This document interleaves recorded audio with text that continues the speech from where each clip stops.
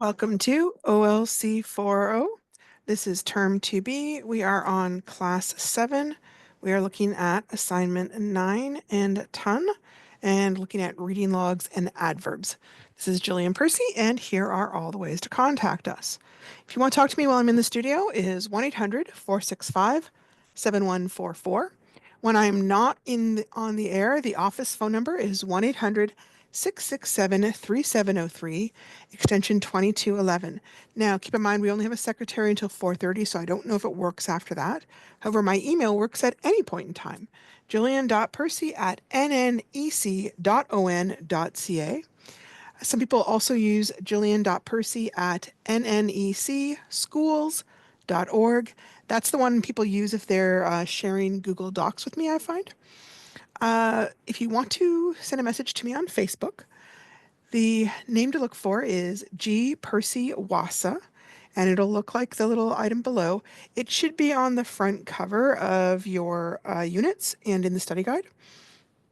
If you send me a message there, make sure to tell me your proper name, what course you're taking, and what assignment you're wanting help with. Then there are two different YouTube channels that you can check out. One is the school channel. That's the one that's called Wassa Distance Education YouTube channel. Now, the courses that I'm doing right now are not going to show up on that. That one has the OLC 40 course from Term 1A. And because it's already on there, we don't want it to get overloaded. So this one isn't going to be on there. Now I'm teaching the exact same things. There might be a slide or two difference between them, but it's not really a big deal. However, on my teacher site, G. Percy Wassa, that one still has the September one, and it will also have this current one. So once you get started one, you might want to follow along that same one. But if you end up working kind of ahead of where we are, and you need to see how to do, assignment number 30, and I'm only on assignment 10, then by all means go over to Term 1A and check out the playlist there and see how to do it. You can also, of course, ask me a question. Whenever you hand in work, please send it to studentwork@nnec.on.ca. When you do that, the secretary can log that you submitted the work. It shows up in the database, and then it will get printed off and put into my mailbox. When you do that, always include your full name, the course name, the assignment number and name, if it's got one, on the physical page. Because I don't normally see the email, I just see the printed document. You would also want to put whether it's the rough draft or a good draft if it's a writing assignment that asks for both of them. You can include the rough one and just ask me for my opinion on it first before you do the good one, or submit it for marking. Either way, you probably want to make sure your name or at least your initials is on every page, especially if you're sending me a lot of documents. It's really easy for them to get mixed up. Okay, so how do you get those assignments to me? Obviously, you can email them to me. That's the first easiest way. You can also give it to the DEC at the Learning Center, ask them to scan it into their scanner, and then send it to me. When you do that, always hang on to your originals. Don't give them away. You will need them later on to do the portfolio project. You can also fax them to me, 1-800-463-7852. That's if you live in Ontario. If you live anywhere else in Canada, 1-877-990-2023. Generally, when you email it to me, you send it with an attachment. Some people will send me an email and kind of share the document with me through Google Docs. Make sure to include me as somebody who can view or edit it. Otherwise, I'll get the link, but then it won't let me actually see it. You can mail it to me, but I don't encourage you to. It takes a long time. Things do get lost. If you do try and mail it, make sure to hang on to the originals. The other thing is you can also hand assignments in by photograph. Some people will put the photographs in Facebook. Some people will put the photographs in email. If you are using photographs, make sure it's nice and clear, not blurred, preferably written in pen so it's dark enough to read, or typed. Pencil comes up very lightly on photographs, I find, though. Make sure your phone is even and parallel to the assignments. You don't want it at a strange angle so the writing gets all distorted. And I would also say don't just share it or cut and paste it into the email. Instead, send it as an attachment. So here's what I mean. On my phone, it would give me the option of email or email as an attachment, I would say send it as an attachment. And then in the subject line, I would say, OLC 40 course, assignment 9 from so-and-so. And if it's the Roof Are Good copy, anything else that I need to know about it. Okay. Now, this is a scanning app. This is a little bit better than a photograph because it's designed to do documents. Documents are a little bit tricky. Photographs are generally looking at broad expanses of color. Photographs of scanning, you want like tiny little thin lines that if it's a little bit blurry can change an H to an N or a P to an A or whatever, okay? So the scanner is a little bit more reliable. I use Adobe Scan. It's free, it's from a reliable company, it's pretty easy to use. Install it, obviously, and then open it up. Hold the device over your file, just like you're taking a picture. You'll see there's little blue lines for the corner that will kind of line up. You can also kind of adjust the borders if you accidentally get some of your desk into it. And then if you have another page to scan, you keep on doing that over and over again until you have all the pages for that assignment done. Tap continue. Now go back through and preview. Are all your documents nice and clear? Is it in the right order? If it is all correct, then hit Save PDF, give it a name, and then you can, at that point, email it to me or save it to Google Drive or Dropbox or wherever else you save your items. You do want to save stuff because sometimes I will ask people to do things over, or you will, again, we need to do some things at the end with the portfolio. So you do want to hang on to it. So this is currently week 2 of this 9-week course. Today is Thursday, so there's no more classes this week. Remember that the last day of term is June 13. That is usually reserved for exams only. Typically, the last day we accept assignments is June 12th. I don't know if we've settled on that specifically for this year, but that's a good one to aim for. Now, this course does not have an exam. So you should try and get everything in by June 12th. There is a really long culminating activity that's going to easily take 5 to 10 hours to complete, depending on how quickly you read and write. Do not attempt to leave this assignment to June 13th. It will be almost impossible to complete, especially if you work.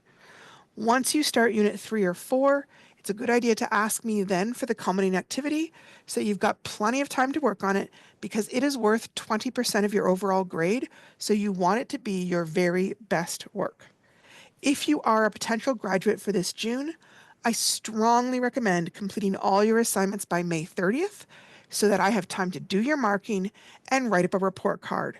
There are currently 134 students registered in this course, and there is no way I can complete all the marking in one day or even 1 week if everybody decides to leave it to the end to hand it in.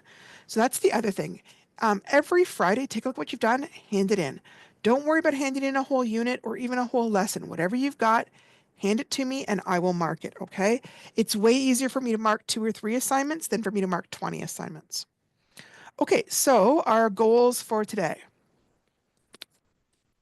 We are going to work on writing complete and correct sentences and using punctuation correctly, including the ability to understand and use adverbs in a sentence. Construct personal reflections in a paragraph format, choosing a clear focus and using appropriate examples to explain your thinking.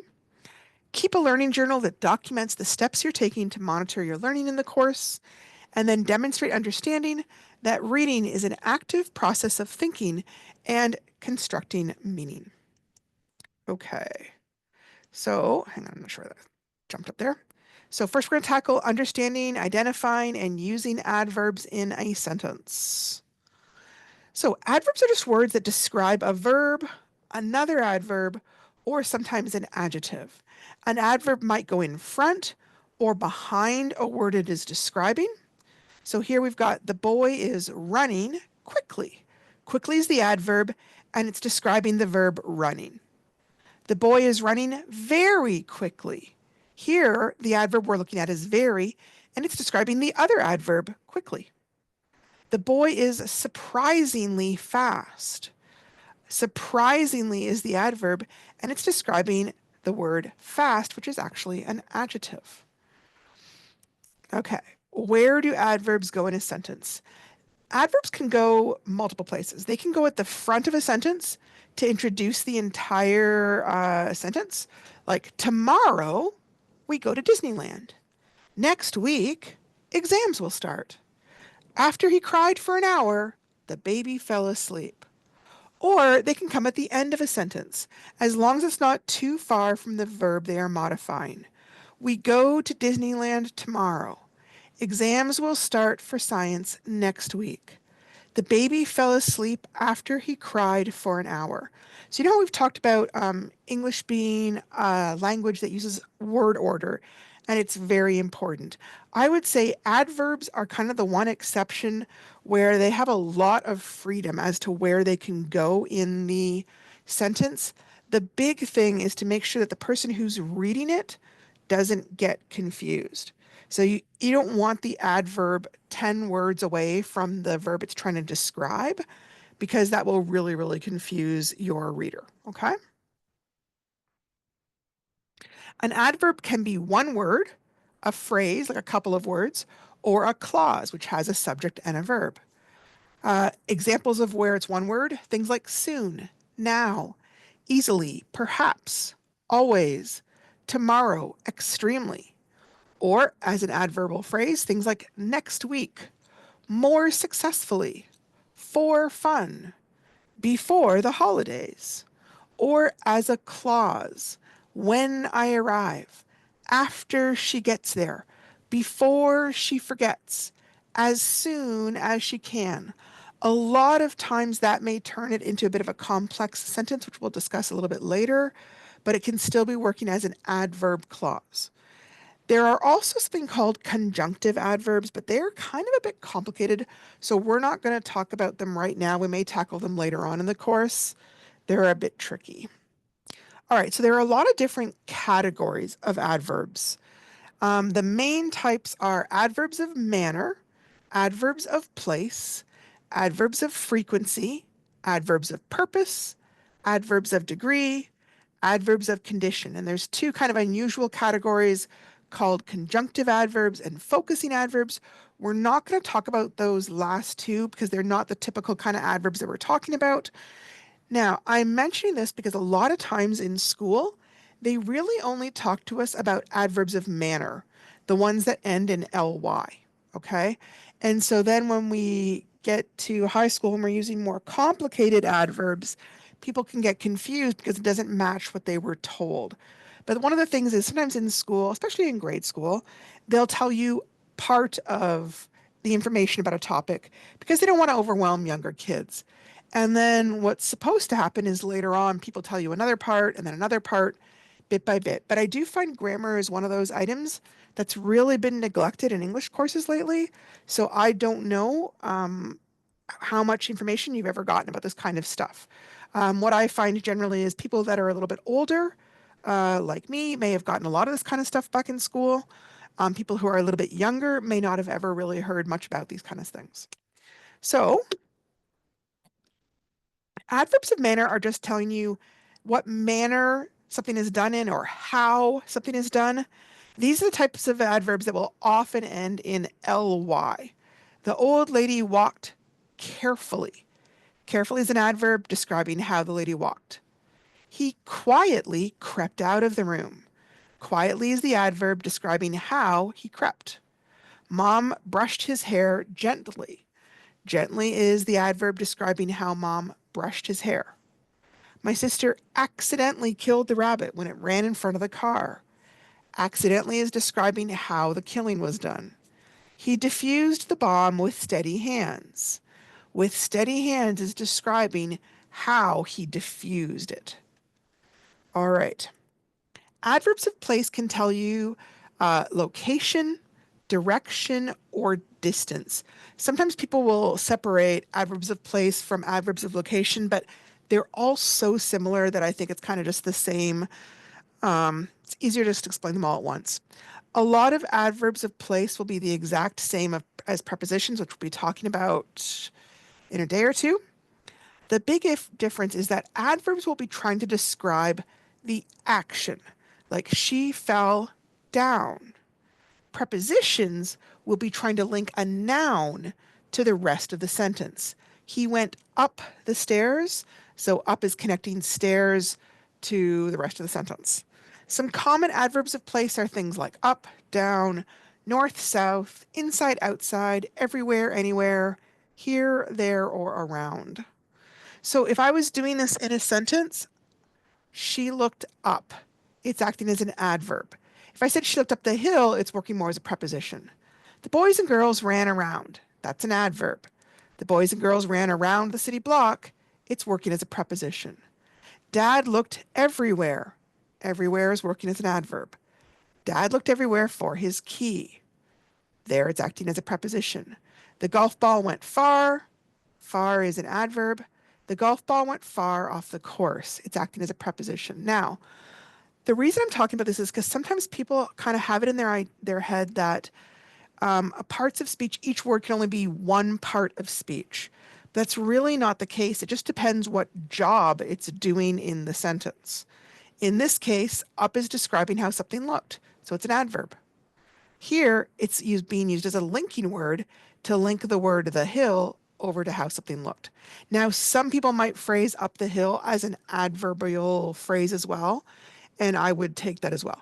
It doesn't matter so much that you know exactly what they are, but that you know what's kind of considered common and proper and what's kind of not considered usually very acceptable. Adverbs of time, there's 3 different types. Some that'll tell you when something happened, the time it happened, the frequency of the action, like how often it occurs, or the duration of the action, how long the action goes on for. So when an action happens would be things like tomorrow, yesterday, soon, immediately, often, or never. Frequency, hourly, daily, monthly, yearly, annually. Duration, things like briefly, permanently, temporarily, already, shortly, any longer. So when I write my exam, when? Tomorrow. We get paid how often? We get paid bi-monthly. Duration, how long will the pain be? The pain from the shot will last briefly. Now, this is another spot where a lot of adverbs might get used together to describe one action. So she left work temporarily yesterday afternoon. I could also turn that around and say yesterday afternoon, she left work temporarily. That's one of the reasons why you might sometimes want an adverb at the front. When you have 2 together, it might get confusing. The plane usually arrives daily. Okay. Adverbs of purpose or reason, they explain why something is happening. They are often phrases with several words. Sometimes they'll become a whole adverbial clause. He ran for fun. For fun is an adverb phrase. She lied to protect him. Adverb phrase. To lead them astray, the criminal planted false evidence. The school is closed due to icy roads. The police guarded the murderer carefully since he was known for escaping. Some other adverbs that explain the reasons for things, stuff like therefore, so that, hence, consequently, in order to, since, thus, or lest. Last 2 are a little bit old-fashioned, but they do get used. And then adverbs of degree. They're kind of describing like what degree something happened to. Like, is it barely hot, almost hot, very hot, extremely hot? It's kind of modifying, it can modify verbs, adjectives, or other adverbs. So if I said, she almost completed all the questions, almost is describing how she completed things. Or her mom scarcely believed they had eaten all the stew. Scarcely describes how they believed. It could also be used with an adjective. This is really common. The runner was extremely thirsty. It's modifying the word thirsty. My friend has been deeply unhappy. Deeply is describing unhappy. It can also be used with an adverb. The student driver parked very carefully. Somewhat haphazardly, the boy began to pack his things. So again, you see it's not uncommon for there to be multiple adverbs in a sentence. Okay, adverb of conditions are sometimes also referred to as adverbs of limitations, where something's only going to happen if there's certain conditions or if there's a certain limitation going on. We will have a picnic unless it rains. So that's an adverb phrase describing whether they will have something. Okay. He will probably be hungry by 9 o'clock. So probably is describing, again, the verb here. This one's tricky because be is also the verb. It's kind of going right in the middle. Perhaps they can celebrate tonight. Here, perhaps is describing when they could celebrate. We will go tomorrow, provided we get time off. So we will go, provided. This whole thing becomes like the phrase, provided we will get time off. In case of fire, pull the alarm. So it's explaining when you should pull the alarm. We need to pay the bill by Friday, otherwise there will be a late fee. So we're describing when we need to pay things. What's the condition or limitation for that? Okay, so just like adjectives, adverbs have a certain order that they go in. And a lot of times we follow this pattern kind of instinctively. It may sound weird to our ears if we break this pattern, though. Now, having said that, if you're a second language learner, it may not, because your language may use a different order, right? Every language has its own structure, and this is one of those things that can change from one language to the other. Generally, in a sentence, adverbs are placed in the following order. This is assuming that there's more than one adverb. First would come the ones of manner, then place, then frequency, then time, then purpose. So here's an example.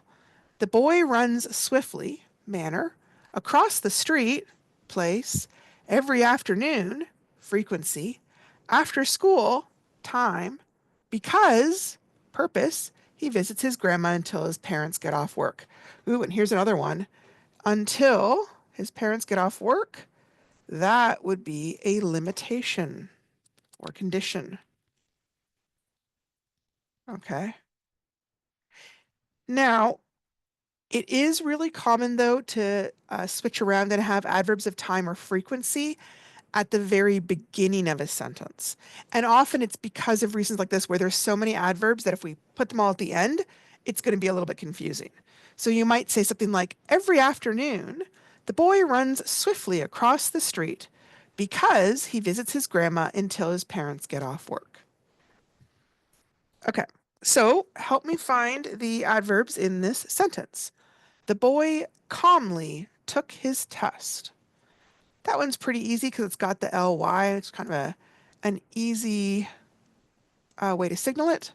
The winner ran very quickly. Okay, that one has got two. Very is an adverb describing the other adverb, quickly. The teams were extremely discouraged.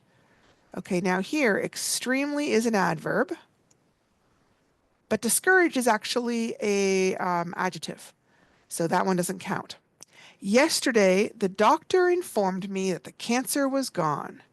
So here, yesterday is an adverb of time. Last week, that boy walked dangerously close to the edge of the cliff. So last week is another one talking about time. And then dangerously is an adverb describing how close they are. The soldiers fought until they could no longer stand up. So this one, there's a limitation, until they could no longer stand up.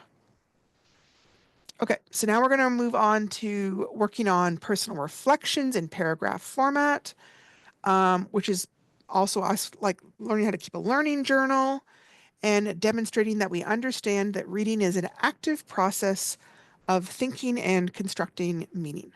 And I'm saying this one because sometimes, especially in school, where in the lower grades, there can be a lot of emphasis on reading out loud. And that sometimes gives students the idea that when you read, the important thing is to say the words correctly. But that's really not the important part. The important part of reading is understanding what you're reading and using what you already know to help you make sense of what you are reading. It's an active process. It's not just something that will magically happen, right? So, if I turn the TV on, that show happens regardless of whether I'm looking at it. Now, I might still have to pay attention to understand it, right? And if it was a really complicated show, like maybe some sort of interesting history documentary, I may need to take time to stop and turn it off and think about things and talk about it. Reading is more like that. It's not like just turning on our favorite comedy show and sitting back and not thinking about stuff. It's really something where you have to make a little bit of work in order to understand what you're reading. Okay, so here's the assignment. It says number 9, journal on reading. How do you feel about using reading strategies to help your comprehension? You may be very familiar with these, or they may be brand new to you. The strategies we've used so far are predictions, making connections, visualizing, asking questions, locating the main idea and details, and reflecting on the message or theme. Which one of these strategies seemed easy to you, and explained why they seemed easy? Which reading strategies seemed hard, and what made them seem hard to you? Write at least 1 to 2 sentences on which strategies you will use the most in reading the rest of this novel. The entire journal should be at least 6 sentences long, but it could easily be a lot longer. Now, something to keep in mind is as you are writing, some people will do the bare bones. They will do 6 very short, simple sentences that don't tell me very much. And when they do that, they probably don't get very many good marks. If you write me more or more interesting and longer sentences, you're far more likely to get better marks because there's more there for me to read and understand, and you're doing a better job of showing me what you understand. Now, before you do this assignment, it is really important. You must have done assignments number 6, number 7, and number 8 in order to do this journal.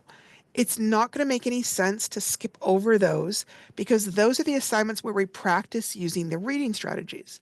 If you haven't done them, there'll be nothing to write about. Hint, this also means that you're going to need to make sure that you've read chapter 1 in order to discuss it well, which you should have done if you've done assignment 7 and 8. I do know sometimes people can try and skip that part. It's usually really obvious when people do. So I'm going to point out it is important to do. So I want to talk about a diary journal versus a learning journal. A lot of us may have memories of doing journals in grade school, and often the teachers would give them to us when we first walked into school, and we were allowed to write about whatever we wanted to, whatever was going on in our lives, and we had complete freedom to write on any topic. That kind of journal is really what I would call more like a diary, where you're just kind of writing about your life and you're writing about whatever you feel like. But the kind of journal we're doing in this course is a little bit different. It's specifically meant to help you reflect or think back on what you've learned so that you understand it better, or think about your own personal progress. So if you're having difficulties with understanding certain lessons or with practicing some of the skills we're working on, this is a great opportunity to let me know so I can help you with the difficulties. This type of journal is considered a form of self-assessment. It's kind of like you've become the teacher and you're an outside observer of yourself, your brain, your work, and you're trying to look, what are this person's strengths? What is going well for this person? What do they feel confident about? Where do they see improvement? Okay. Um, Again, you do want to look for areas of improvement, not just areas of strength, because sometimes when we feel bored or we hate something, um, those can be areas where it's because we don't quite get what we need to do, and that may make it more difficult or sometimes boring. It's like our brain goes, I don't get it. Click, I'm turning it off. And we kind of like label it boring so we don't have to look at it. But this is a place where you can also tell me what you're mixed up about. Like maybe you feel like you've been doing A plus work all along, but your work's getting C pluses and you don't understand why. And now you can obviously phone me about that, but sometimes people feel uncomfortable doing that. A journal is a great place to talk to me about that. Often looking at the rubric I've included should help, but sometimes we aren't really sure how to get from a C level to a B level, and that's one of those things that you could talk to me about or write about in your journal. Okay, so if we're going to write about reading strategies, we kind of need to go back and take a look at what are some of the strategies that we have practiced or learned about. So in assignment 6, where we were previewing the novel, we made predictions about the novel, we asked questions about the novel, and we also made connections between the title and our life and experiences. And then in assignment 7, we made some more connections between chapter 1 and our lives. We reviewed our predictions to see if they were correct. We made new predictions. We visualized the events in the chapter. And when we did that, we automatically prioritized which ones do we think are important. We gave our opinion on the novel. We supported it with evidence from the text. And we often may have summarized it to do this. Then for assignment 8. Now, assignment 8 is a little bit tricky because you got to pick which of the prompts you responded to. So every student practiced different skills. So if you wrote about things like what was most important or what you learned or the main idea, that meant you were probably practicing the skill of prioritizing information and summarizing it, which is when you shorten it. If you wrote about like what you wondered or why an author wrote something or why a character did or didn't do something, then you were asking questions. If you wrote about what was the message or the purpose of the chapter, you may have been summarizing or making connections or maybe making inferences where you draw conclusions based on evidence from the text. If you wrote about bias or what was missing in the chapter, you may have been making connections from your own experience and knowledge of the world. So you're going to be reflecting on what you used.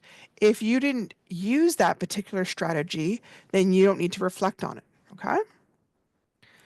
Now, we're still going to want to use the typical paragraph format. And I think we've talked about this before, but the typical paragraph format is what we call hamburger format. And the reason we call it hamburger format is because we want a visual for the idea that there's always a topic sentence that's like the bun on top. Then there's all the meaty goodness in the middle. That's kind of the main, most interesting part of your burger, or I mean, your paragraph. And then we close it with a closing bun or a closing sentence that restates or echoes our topic. Okay?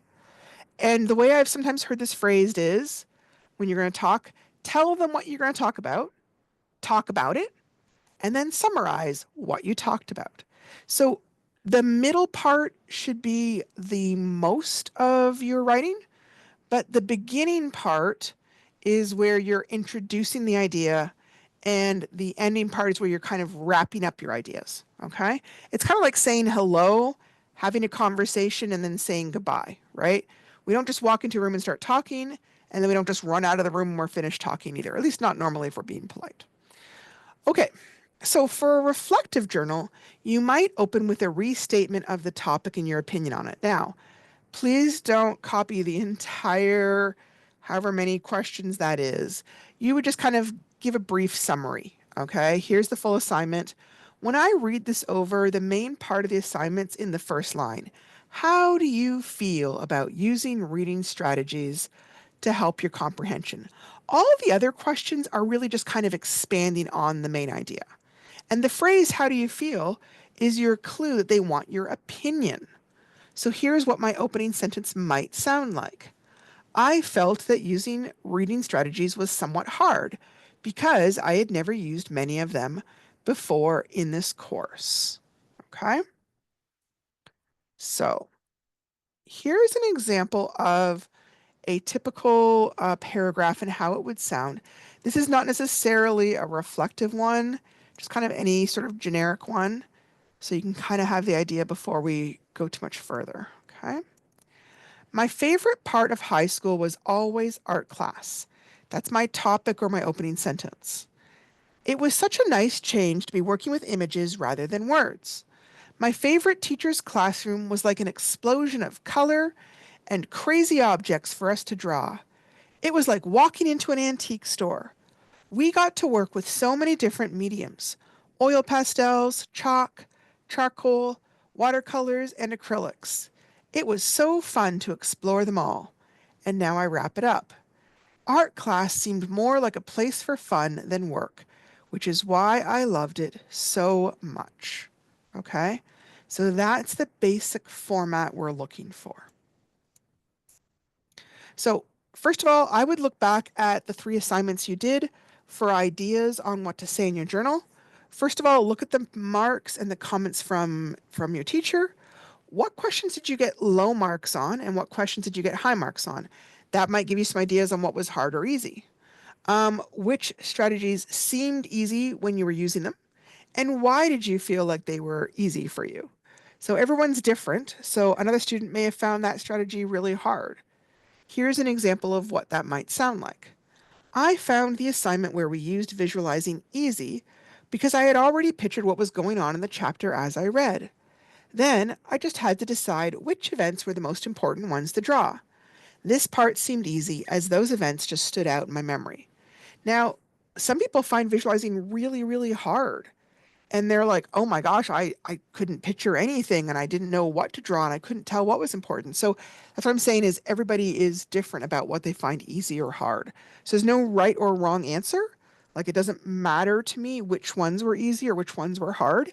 It's just good information for me to know so that if we're doing other assignments, I have an awareness that this part is part that's tricky for you. Okay, then think about what was hard or confusing. Like I said, it may have been hard because you didn't quite understand what I was asking you to do, or maybe just because you've never used that strategy before. Sometimes we've used a certain kind of reading strategy in other parts of our life just as a thinking strategy, so it's easy for us to apply to books and texts. But other times we don't really use that particular thinking strategy much, so it's a lot harder to apply. Here's an example of what something like that might sound like. I had a hard time asking questions before I read because I haven't really done that before. I was used to someone else asking me questions after I had done the reading. It was hard to think of questions by myself.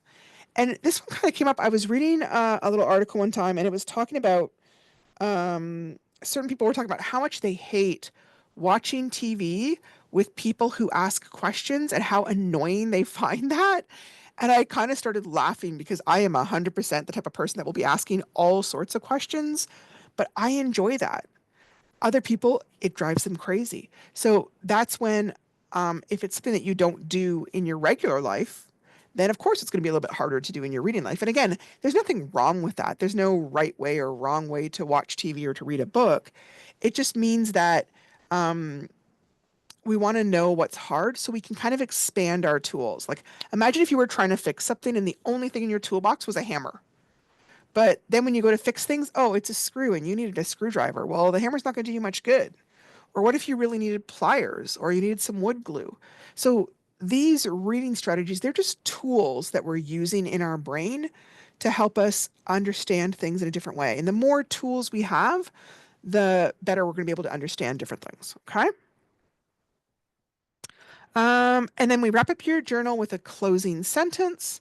I really find this is the trickiest part for many students, but it's just a way to make the overall conclusion or restate your opinion in an interesting way. You don't use the exact same sentence, right?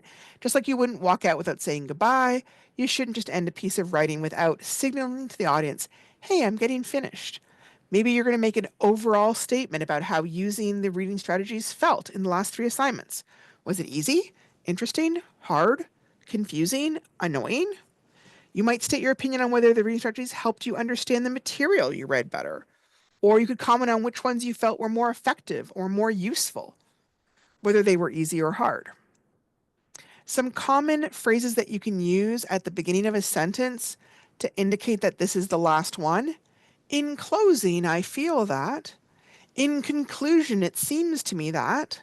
Looking back over my work, I feel that. Overall, I believe that. In my opinion, reading strategies were. In summary, I think that. And all of these end with dot, dot, dot. That's because that's not a complete sentence. You would need to finish it with your opinion. Okay. Um, Now, sometimes people would be very, very vague when they answer this journal. So vague that I can't even tell what reading strategies they used. And sometimes I wonder if they even read chapter one because they don't use anybody's name. They don't refer to anything that happened in the story. And I'm like, I kind of wonder about this. So it's important in any writing that you do in this course to be clear and detailed. And one way to do this is to use specific vocabulary. So if you're talking about using strategies, that's a very general and kind of a vague phrase. What specific reading strategy did you use? What specific part of the chapter did it help you understand better? If you found one hard to use, name which one was hard and why you found it tricky to use. So here's an example of the difference between those. On this side is our vague, and over here is our detailed. I found using the reading strategies really easy. It really helped me understand the book better. Okay, well, you haven't told me what strategy you used, and you haven't really told me any specific part of the book it helped you with. Here's more what I'm looking for. I found that using the visualization strategy was easy to use because it helped me picture the scene at the airport. I could just see Jimmy in his seat, excitedly looking out the window as they land at the home he has missed so much, and then spotting the police vehicles and police officers in their uniforms. I pictured him practically flinching away from the window and huddling down in his seat as if he were trying to hide. So I told you what strategy, and I gave you a specific example of how I used it. So over here, we've got another one that's really vague. I found using predictions really helpful to understand the book. Okay, this is a little better because at least they named a strategy, but you didn't really explain how it helped you understand or what part was made more understandable. So here's an example. I found making predictions really easy because I have read a lot of books and I felt like I knew what might happen in this book. However, I did have to revise my predictions because I wasn't necessarily correct. For example, I was picturing Jimmy as a much older man returning home after many years rather than a young teenager who had only been away for a year and a half. Now, I am going to change the word picturing. I think that's because I was using the word visualizing before. I predicted, how about that? I predicted that Jimmy was a much older man returning home after many years. Okay. So there I'm using it to show what prediction I made. Okay, makes sense? So here's an example of a reflective paragraph. I'm kind of not doing the exact same topic. Here I'm just talking about one strategy. Keep in mind in your paragraph, you don't want to only do one strategy. You want to make sure you do several, follow through all those questions in the reading prompt to make sure you cover all of them. Here I'm answering the imaginary question. How did you use the strategy of asking questions to help you read the news article? I start off with an opening sentence. I used the strategy of asking question at various points while I read the news story. Hang on, I'm going to stop here because I realized that part is not, oops, hang on a second. There we go. So just that first question is my opening statement. All these questions in the middle are my body sentences explaining all my details and my examples. And then at the very end, my last sentence is my closing sentence. And I kind of echo the idea at the beginning and maybe add a few more details. So, some of my examples. Before I even began reading, the title intrigued me. Bear trapped in school. I wondered how this crazy event happened and why no one just locked the doors. Those are question phrases. They don't necessarily have to have a question mark after them. They're wondering is still a type of questioning, okay? Once I began reading, I was able to find the answers to my questions. Basically, the entire school was outside for a field day, and they were keeping the doors unlocked so children could use the bathroom and get a drink. As I was reading and learned that the bear wandered into the cafeteria, I wondered what I would do if a bear came into my school. I would probably scream and run away. I admired the janitor in the story who kept his cool and began to lay a trail of hot dogs down the hallway and out the back door. It was a clever plan. Why was he so calm when everyone else was so scared? I was glad to hear that they had captured the bear and released him into the wild. After I finished reading, I wondered what the plan would be to keep this from happening again. In conclusion, asking questions while I read the story helped to keep me engaged and interested in the story I was reading so that I understood it more effectively. Sorry, not they, the plan. Okay, so that's the kind of reflective writing I'm talking about, where you're sort of thinking about how you thought. It sounds a little bit strange, but it's like you're looking at your own brain and sort of looking at your own thinking in order to discuss it. Okay. And then we've got the rubric here that I use to mark it. Now, I'm showing this to you for two reasons. I sometimes have people ask me about this. Um, the big question is people will say, what do I have to do with this page? You don't have to do anything. I'm using it, okay? I'm showing you, though, how I plan to mark your work. If you want to, you could look at it and see what you think would give yourself a mark and where you might need to improve. Now, up at the top, it says rough or good copy. Some people have found that confusing. Okay, but sometimes the journal says hand in a rough and a good copy. Sometimes it only asks for a good copy. I use this same rubric either way. In fact, I use this one throughout the entire course. That's why there's a spot for me to write what journal number goes there, okay? You don't have to put anything on there. As I'm marking, I will look at it and hopefully you've written on your assignment whether it was the rough or good copy. So you'll know which one I was marking when I use the sheet. So let's say I was marking your work. I would go through, hang on a sec, can I get, okay, will that work? Yep. Okay, so let's say I'm marking your stuff. Okay, good. And I think you showed some understanding of the format. You gave me a couple of details. Um, you had some effective writing skills. You did a good job with conventions. There were very few spelling errors or capitalization errors. And your length was just a little bit low. Okay. So now when I look at this, I figure out my marks. It's out of 10. Each one could have a possible 2. Okay. Not for every rubric, this is just for this particular rubric. Okay. Now, over here, the level 3, I generally call it 75%, and I would say you've got 1.5 marks for that category. Here, this one is usually 1.3 or sometimes 1.2. Okay. And then 50%, one or two relevant details or examples. I will probably give you a 1. If I think you've done a little bit better, maybe 1.1. If you're below, if you're in this area, I'm going to give you something like 0.8. It doesn't even count as a full mark because you didn't do enough to get that. Usually that's when somebody isn't trying hard, okay? Normally, if I can tell that you're trying and you're putting a reasonable amount of effort, you go here, okay? But if you hand me in one sentence or you say things like, I don't know, I don't care, that kind of stuff, then you're not going to get a very good mark.